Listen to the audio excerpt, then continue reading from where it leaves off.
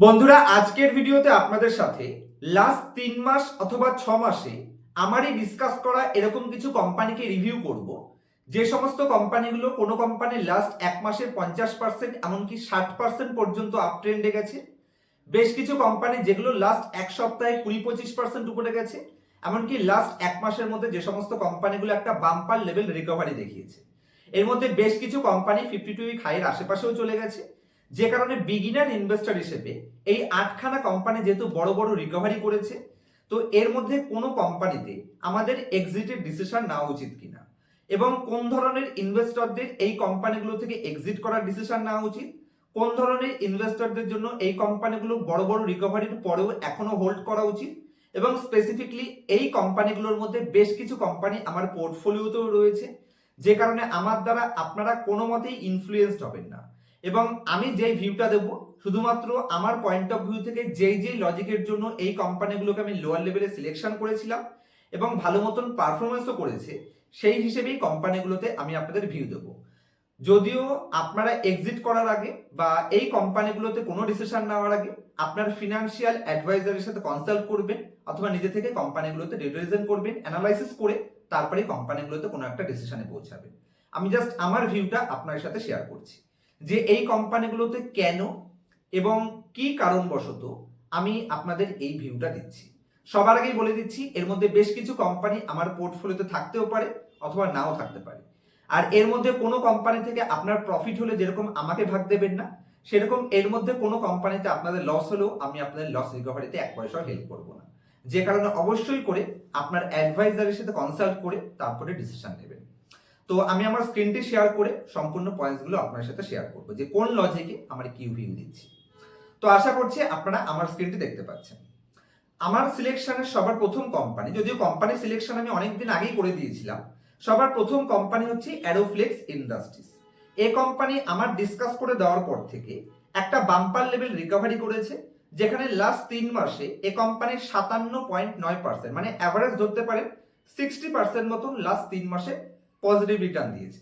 এবং এই কোম্পানিটাকে যদি আপনি আজকের দিকে দেখেন, তাহলে কোম্পানির প্রাইস চার্টে আপনারা দেখতে পাচ্ছেন লাস্ট 3 বছরে company all time high touch করেছে আজকে। তো এই কোম্পানিটা নিয়ে অনেকেই কমেন্টস করেছে, চলুন দেখা যাক যে কোম্পানিটা কি পজিশনে রয়েছে। আমি যদি এই কোম্পানির রিটার্নে আসি, তাহলে 1 মাসে 57% রিটার্ন প্রোভাইড করেছে। যে ধরনের ইনভেস্টররা একদম রিস্ক নিতে চায় না, মানে যারা এই 57% প্রফিট থেকে যদি ছেটে কেটে আবার 20% প্রফিটে চলে আসে, সেই লসটাকে তারা সহ্য করতে পারবে না। সেক্ষেত্রে আমি বলবো আপনারা কিছুটা অন্ততপক্ষে এই কোম্পানিকে ট্রিম করতে পারেন। আরেক ধরনের ইনভেস্টর আছে যাদের এই কোম্পানিতে ধরুন অ্যালোকেশন অনেক হাই, ধরুন 3%-এর বেশি তো স্মল ক্যাপে কোনো মতেই রাখা উচিত নয়। সেক্ষেত্রে কারো যদি 5% 7% অ্যালোকেশন থেকে থাকে, তাহলে অবশ্যই আমি মনে করি অ্যালোকেশন ছেটে একটা পারফেক্ট পজিশনে চলে আসতে পারে। আর আমি যদি আমার ভিউ দিই, তাহলে এই কোম্পানিতে আমার স্পষ্ট ভিউ থাকবে যে এখনো হোল্ড করা উচিত। আমি যদি কোম্পানির বর্তমান ভ্যালুয়েশনে আসি, একজন কমেন্টস করেছেন যে দাদা এই কোম্পানিটা 78-এর পিই রেশিও বর্তমানে ডিমান্ড করছে। তো এই 78-এর পিই রেশিওটা কোম্পানির পিইজি রেশিও হিসেবে 3 টাইম পিইজি রেশিও। তো এটাতে একেবারে সস্তা আমি বলতে পারবো না। 4 টাইম পিইজি রেশিওকে আমরা হায়ার পিইজি রেশিও ধরে থাকি, price two earning growth ratio হিসেবে। তো সেই হিসেবে আমি বলবো যে মিডিওকার রেঞ্জে কোম্পানি রয়েছে। আমি একবার দেখতে চাই যে এই কোম্পানি যে রিটার্নটা দিয়েছে সেটা কোম্পানির ইপিএস এর রিটার্ন নাকি কোম্পানির পিই এক্সপেনশনের রিটার্ন। আমি যদি কোম্পানির পিই গ্রাফের মধ্যে আসি, তাহলে লাস্ট 1 বছরে কোম্পানি ভালো লেভেলের পিই এক্সপেনশন করেছে, তার মানে এটা সেন্টিমেন্টের রিটার্ন। সিম্পল পয়েন্টস, যদি একদম বিগিনার ইনভেস্টর হন, আমি বলবো কোম্পানি থেকে প্রফিট বুকিং করা যেতে পারে। আর যদি আপনারা একটু এক্সপার্ট হন, সঠিক সাইকোলজি প্লে করতে পারেন, কোনো ভয় যদি আপনাদের না থাকে, প্যানিক সেলিং না করে দেন, অথবা যদি এই 57% প্রফিট থেকে নিচে চলে আসে আপনার যদি ভয় না লাগে, তাহলে আমি বলবো কোম্পানি হোল্ড করা যেতে পারে, অসুবিধার এখনো কিছু নেই। এই কোম্পানিটা যদি আমি এইচএনআই পোর্টফোলিও দেখি, আমি ফান্ডামেন্টালে খুব বেশি ডিপে যাব না, কারণ ফান্ডামেন্টাল আগেই আমি ডিসকাস করে দিয়েছি। এই কোম্পানিটা এইচএনআই পোর্টফোলিওর কোম্পানি, এবং আশিস কাচলিয়া সাকসেসফুল ইনভেস্টর, তিনি এই কোম্পানিতে তার স্টেককে লেটেস্ট কোয়ার্টারেও ইনক্রিজ করেছে। তো সেই হিসেবে আমি বলবো, এবং যদি আদার্সও দেখেন, তাহলে এইচএনআই পোর্টফোলিওতে এই কোম্পানিতে সবাই তাদের স্টেককে ইনক্রিজ করছে। এবং এফআইআই ডিআইআই যদি আপনি দেখেন স্টেবল পজিশনে রয়েছে। লুজার হ্যান্ডের কাছের থেকে স্ট্রং হ্যান্ডের কাছে শেয়ার হোল্ডিং কনভার্ট হচ্ছে, যেটা number of equity share holder দেখে বোঝা যায়। তো সেই হিসেবে আমার ভিউ থাকবে রিস্কি ইনভেস্টর যারা তারা হোল্ড করতে পারে, একদম সেফ ইনভেস্টর তারা 50%-এর মতন প্রফিট বুকিং করতে পারে, আর যারা ভয় পাবে প্যানিক সেলিং করবে তাদের জন্য তো তাদেরই ভিউ রাখবে। আশা করছি কি করা উচিত আপনাদের বোঝাতে পারলাম। চলুন সেকেন্ড কোম্পানিতে যাওয়া যাক। যদি আজকে সিলেকশনের সেকেন্ড কোম্পানিতে আসি, এটা হচ্ছে ক্যাপাসিটি ইনফ্রা প্রজেক্ট। ক্যাপাসিটি ইনফ্রাতে যদি আমি আসি, এই কোম্পানি আমি ভেরি রিসেন্টলি এন্ট্রি নেওয়ার সময় আপনার সাথে ডিসকাস করেছিলাম যে এই কোম্পানিতে আমি এন্ট্রি নিয়েছি এবং আমার এন্ট্রি নেওয়ার পর থেকে অ্যাভারেজ কোম্পানি 12% মতন উপরে গেছে, আর মাত্র 12% রিটার্নের জন্য এই কোম্পানিতে কিন্তু আমি এন্ট্রি নিইনি। তো সেই হিসেবে এখানে কোনো কোশ্চেনই নেই। অনেকেই আমাকে কোশ্চেন করেছে দাদা এই কোম্পানিটা কি করব, মাত্র 9 পি রেশিও, এবং এই বুল মার্কেটে যেই বুল মার্কেট সামনে আসতে চলেছে, আমার মনে হয় এই ইনফ্রা কোম্পানি, যে কোম্পানি অ্যাভারেজ 30%-এর উপরে তার প্রফিট গ্রোথ করতে সক্ষম লাস্ট 3 বছর এবং 5 বছরে, আমার মনে হয় না যে কোম্পানিতে কোথাও কোনো প্রবলেম আছে। এখানে আমার কোনো ডিসিশনই নেই, যা ডিসিশন সেই সময় ছিল সেটাই থাকবে, ওয়েট করা উচিত বলে আমি মনে করছি। নেক্সট কোম্পানি, যে কোম্পানিটা নিয়েও প্রচুর কমেন্টস এসছে, কোম্পানির নাম Antony waste handling cell limited.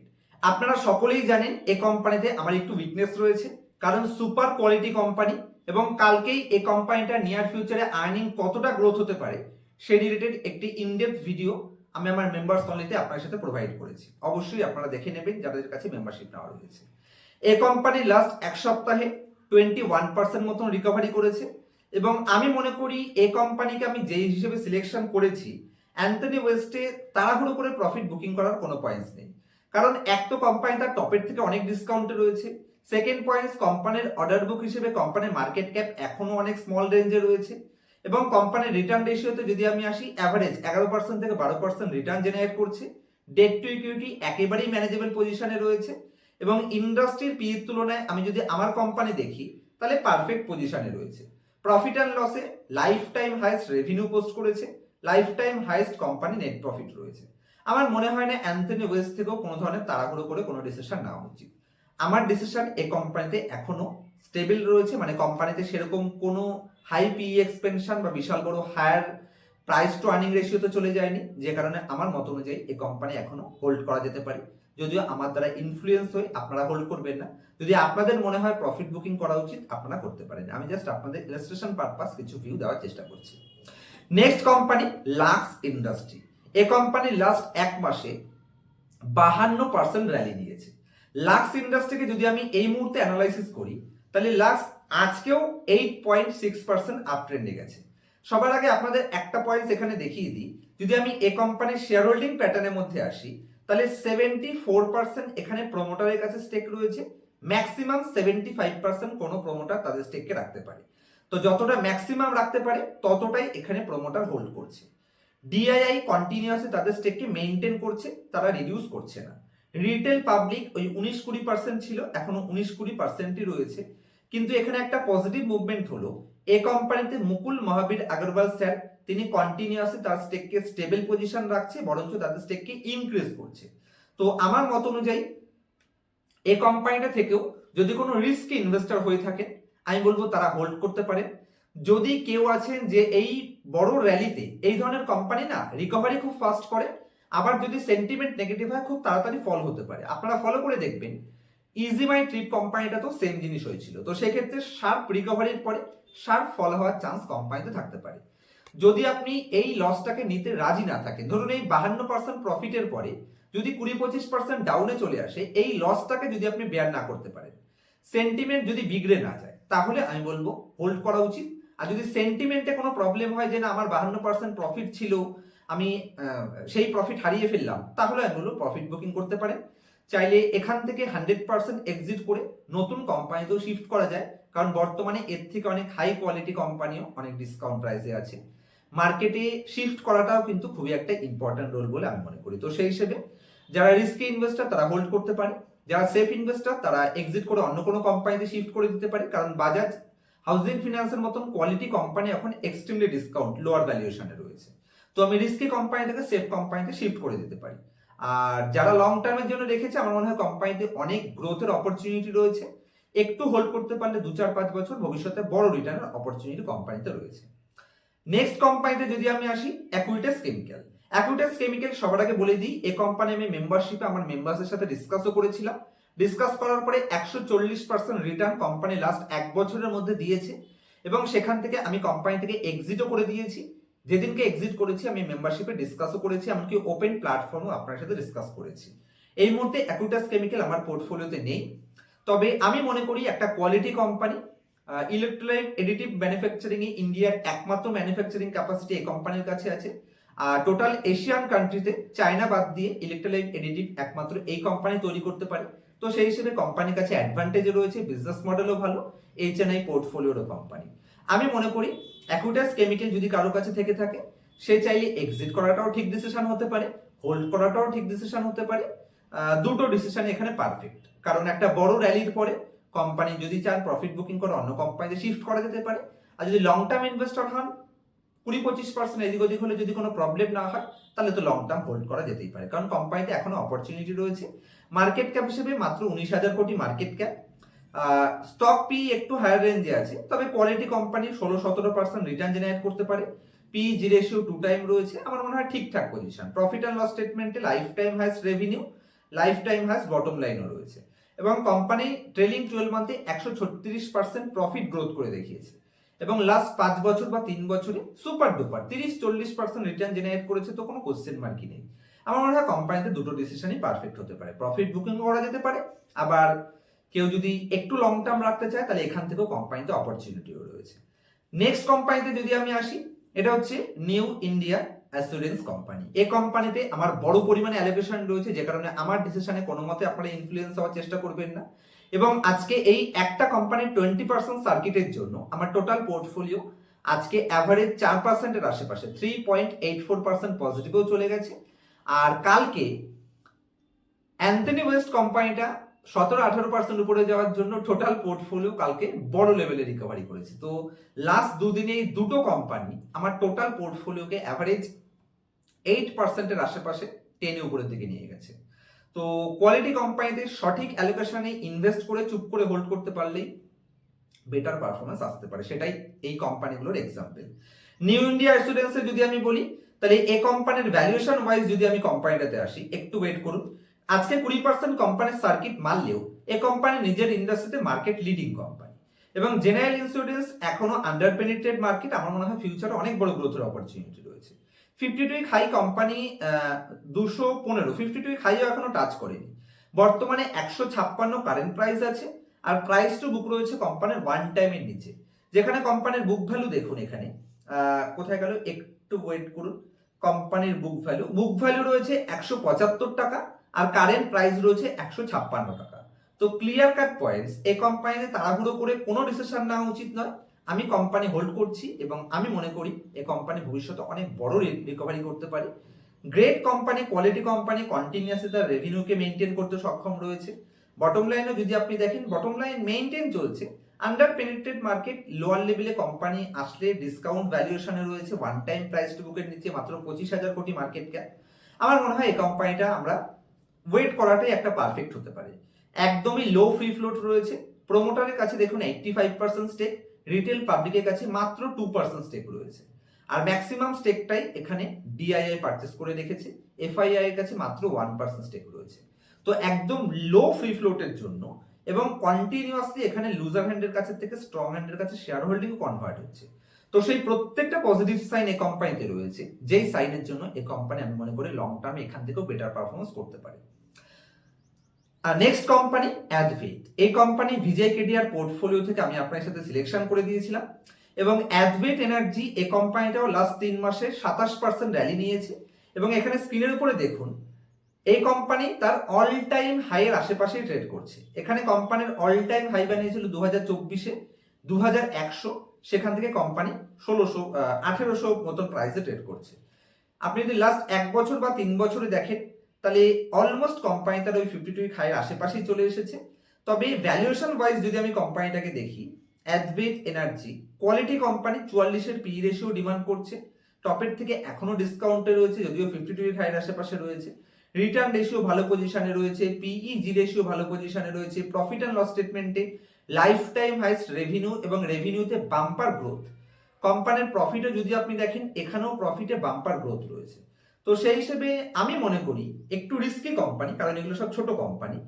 অ্যাডওয়েথ energy আমার মনে হয় একটা ভালো রিকভারি করার এখান থেকে অপরচুনিটি রয়েছে, কেননা এই কোম্পানি একে তো এইচএনআই পোর্টফোলিওর কোম্পানি, এবং তার সাথে এই যে পাবলিক স্টেক দেখতে পাচ্ছেন এখানে দেখুন আশিস কাচলিয়ার এই কোম্পানিতে কত পার্সেন্ট স্টেক রয়েছে, 2% স্টেক রয়েছে।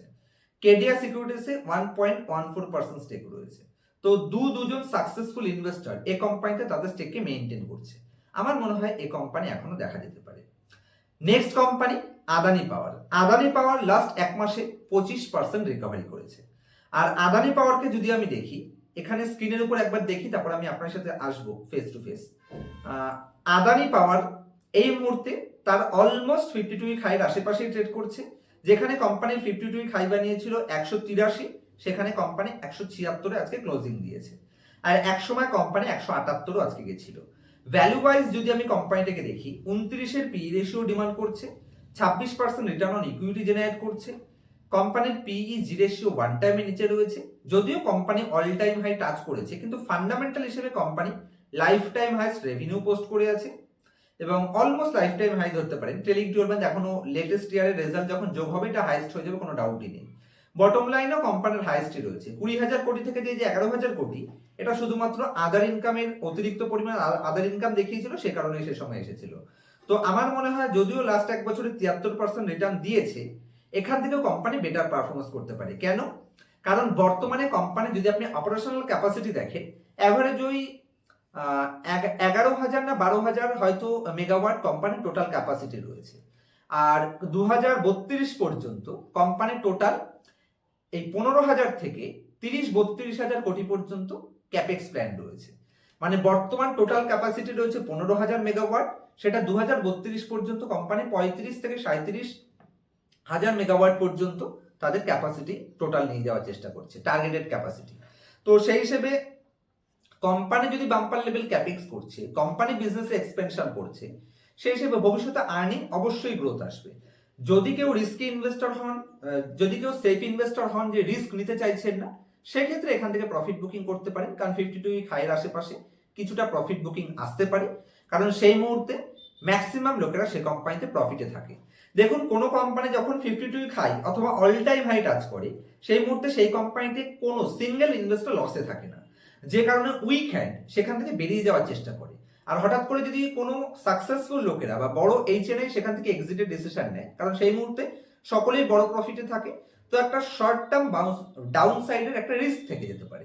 তো এই রিস্কটা যদি আপনি ধরে রাখতে পারছেন, যে আপনার ভয় লাগছে না যে 10-12% যদি আরো ডাউনে চলে যায়, ভয় নেই, হোল্ড করে রাখতে পারবেন, তাহলে হোল্ড করে রাখা উচিত। তা না হলে আমি তো বলবো এখান থেকে কিছু কিছু করে এসব কোম্পানিগুলো ট্রেনিং করা যেতে পারে।